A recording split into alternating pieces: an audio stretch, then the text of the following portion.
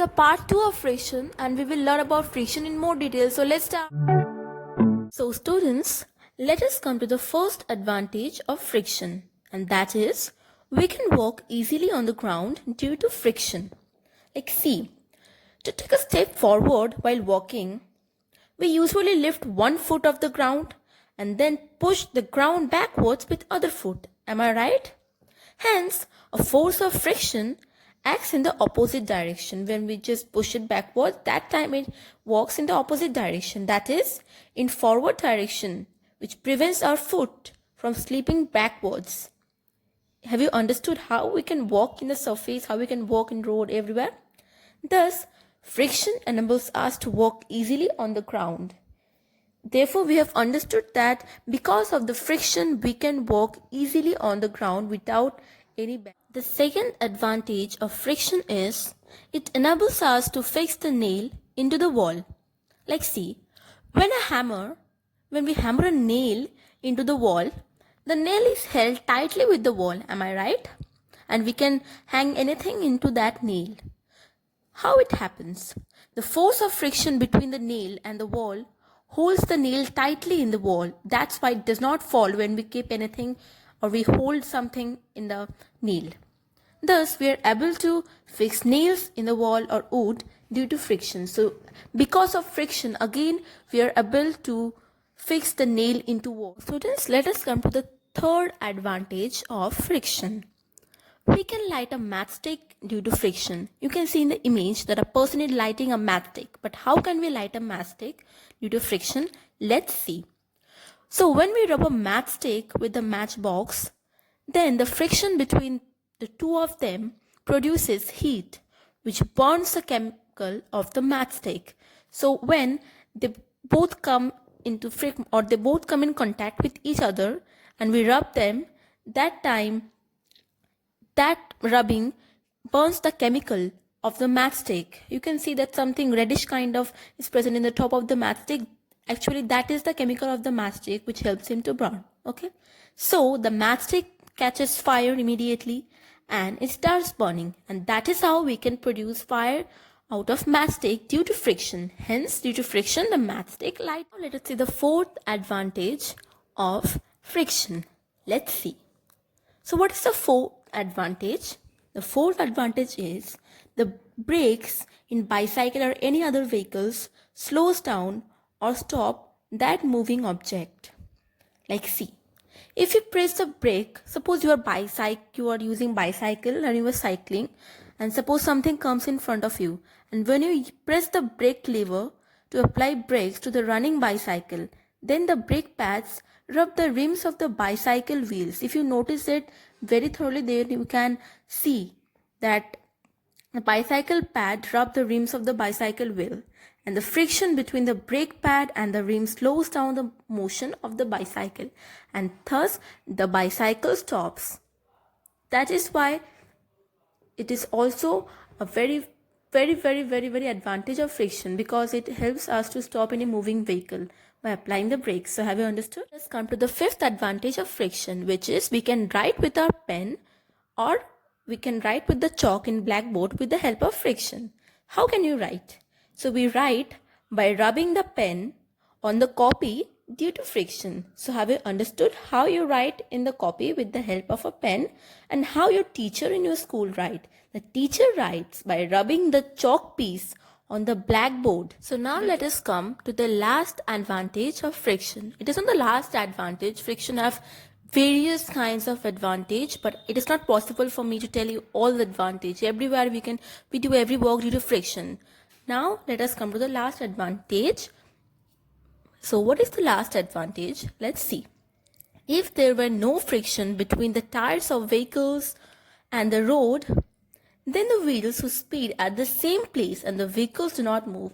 Now, due to friction, when the vehicle and road contact to each other, the vehicle move. But if there was no friction, only the wheel of the vehicle would only move, but the whole vehicle could not move from one place to another. So have you understood is friction? So students, the first main disadvantage of friction is It wears away the soles of our shoes, which takes place due to the friction. See, while walking on the road, there is friction between the soles of our shoes and the road. I've understood. Obviously, there should be a friction between the shoes and the road, because only for that friction we can walk. But what is the disadvantage in this? Wait. So due to which the soles rub against the road and the tiny pieces of the soles of our shoes keep on breaking off slowly and slowly, and after a period of time you can see in the picture that this shoes soles are wear out. It will come in this place. So have you understood? Thus the soles of the shoes wear out gradually. So this is the first disadvantage of friction, which is very, very important to know. So have you understood the first disadvantage? Let's go to the second one now. So students, let's see the second disadvantage of friction. It wears of steps of staircases in the foot over bridges takes place due to the friction. What does that mean? Let's see that, okay? When a number of people use the staircase daily, the friction between the soles of their shoes and stone steps wears away hard stone very, very slowly. It happens slowly, but you can recognize it very easily in your railway station staircase. Thus, that's why we see worn out steps of foot over bridges at the railway station. So now can you understand why you see the worn out steps of foot over bridges in your railway station? This is the reason. Now let us see the third disadvantage of friction, that is, heat produces due to friction. Let us take an example to know this more thoroughly. Come with me. When we rub our hands together quickly for a few seconds, they become warm. Why you know? I'm telling you. Because friction between the hands produces heat, and you can also feel it when you keep your palms after rubbing it for few seconds in your face. You can see it is warm. So this was one of the experiment. Now let us move to the second one. Similarly, when we operate a mixture and a grinder for a few minutes, its jar become hot due to friction. You can also feel it when you put your hands in the mixture grinder after you have switched off it. It becomes very hot. Because why? It is due to the friction. Various other machines also become. Now let us come to the fourth or the last disadvantage of friction. What is that? Let's see. That is, the efficiency of machines get reduced due to the friction. Let us read it in more details. In order to run a machine, some energy is supplied to it. You all agree with me? Right. But due to the friction between the parts of the machines, some of the energy is wasted in form of heat. This reduces the efficiency of the machines. So, as because some energy is wasted in form of heat, that's why the efficiency of the machines is reduced due to friction. Have you understood it? Now let us see what does increasing and reducing friction means. In few cases, friction is useful to us, while in some cases, friction is harmful to us too. Sometimes we even want to increase the friction to make the things more useful to us, while in some other cases, we want to reduce the friction to make it less harmful to us. So now let us see how can we increase the friction and reduce the friction according to our needs. So let's start. So now students, let me tell you some of the methods of increasing friction. First one is the soles of the shoes are made up of grooves to increase the friction. Like you can see in the picture, the grooves are pointed out. So first question is, what is the groove? Let's see.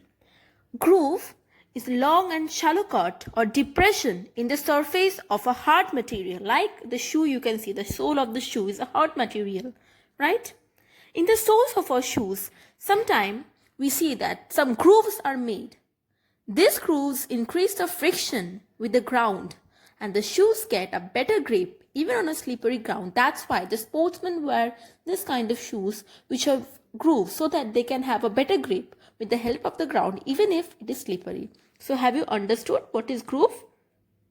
And also I think you have understood the soles of shoes are made up of grooves to increase friction, all these definitions.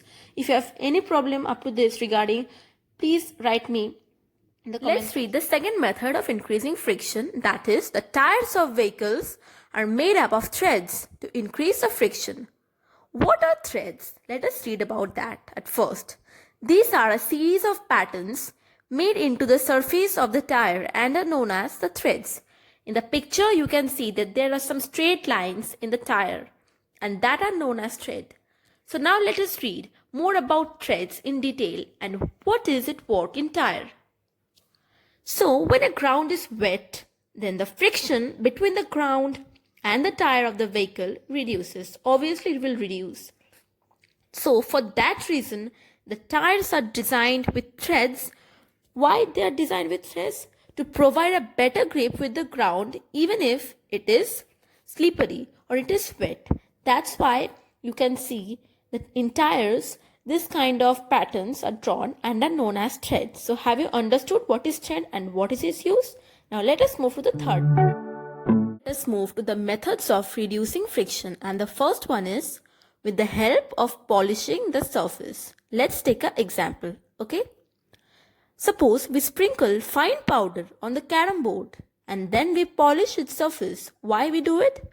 To make it smooth so that the strikers easily strike or easily slides on this carom board surface or in its surface. That's why we apply powder and polish it. So have you understood what is the meaning of polishing the surface?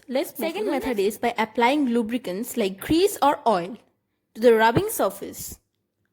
The substances which reduce friction are called the lubricants. So have you understand what is lubricants? For example is oil and grease or etc. etc. Let's read about them and about lubricants in description. When the oil, grease or graphite is applied between the moving parts of a machine, a thin layer is formed there. Moving surfaces do not directly rub against each other. Interlocking of irregularities is avoided to a great extent, thus reducing friction and the movement becomes easier. So these are the advantages and you can see it in the picture also. When a few drops of oil are poured in the hinge of the door, the friction is reduced. You can do it as an experiment and the door runs easily. In some machines, it may not be advisable to use oil as lubricants. So not every machine you can use oil as a lubricant. An air cushion between the moving parts is used to reduce the friction. For example, take an example like frictional drag from the sea in hovercraft is reduced by the cushion of compressed air. So can you understand it now? Friction can never be entirely eliminated. So you have to remember friction can never be eliminated. Okay. So these words for the lubricants part. Now comes the most important part of friction chapter, that is wheels reducing friction. So in our daily routine or in our daily life, we usually see some objects like attaches or trolleys and other bags fitted with rollers. So you can see in the image also a trolley bag with rollers. Even a child can carry a heavy luggage fitted with rollers. Why? Because the sliding friction is converted into rolling friction, which gives less distant motion of luggage. Let's take an example to know it. Suppose, choose some few pencils which are cylindrical in shape like given in this picture. Place them parallel to each other on a table. Now place a thick book over it which is also heavy. Now give a little push to the book. What do you see? You see that the pencil rolling as the book moves. Here we find it easier to move the book in this way than other to slide it. So we find it that it's easier to do it like this than sliding it. From this activity, we conclude that the friction can be reduced by attaching wheels to move the object. Have you understood? If it's always easier and it's always easier to roll than to slide a body. So have you understood the meaning? Let's move to the next. The most important part, that is the fluid friction. What are fluids? Those substances which can flow easily are called fluids. Liquids and gases can flow easily, so they are fluids. Fluids are nothing or not having a definite shape. There is a friction whenever an object moves through a fluid, and it is known as the fluid friction. Like you can see in the picture, it is a diagram of the fluid friction. Since the air is very light and thin, yet it exerts a frictional force, an object moving on it Similarly, water and other liquids also exert force of friction when objects move through them. So we conclude that the air and water exert force of friction on object moving through it. Hence, fluid exerts force of friction on objects moving through it, and the frictional force on fluids is called the drag. So, what does it depends on? Let's read it. So, it mainly depends on the speed of the object with respect to the fluid.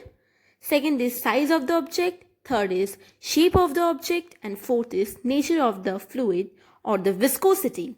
Higher the speed of the object moving to the fluid, greater will be the fluid friction. Have you understood?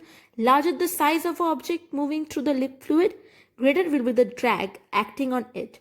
The streamlined shape object face less fluid friction while moving through a fluid. Higher the viscosity or thickness of fluid, greater will be the frictional force acting on the fluid. So the third point I have told, the streamlined body help the object to face less fluid friction. Let's read the methods of reducing the fluid friction. A body shape that offers a small resistance to the flow of fluid around it is called a streamlined body. You can see in the picture also what is a streamlined body. Okay, let's read about them. Cars are built with streamlined body shape which reduces the air resistance. So have you understood why they are streamlined shape? Most important is this one. An aeroplane has streamlined shape to reduce the friction. The shape of an aeroplane is similar to that of the bird in the flight. You can notice this one in the figure also. Am I right? In the figure, you can see that both the bird and the aeroplane have a streamlined body shape in the middle and the two wings in the tail. Fishes are also same. Objects like speedboats, ships and submarines are also built with streamlined body to reduce the frictional force of water and make them move easily. I gave you my heart.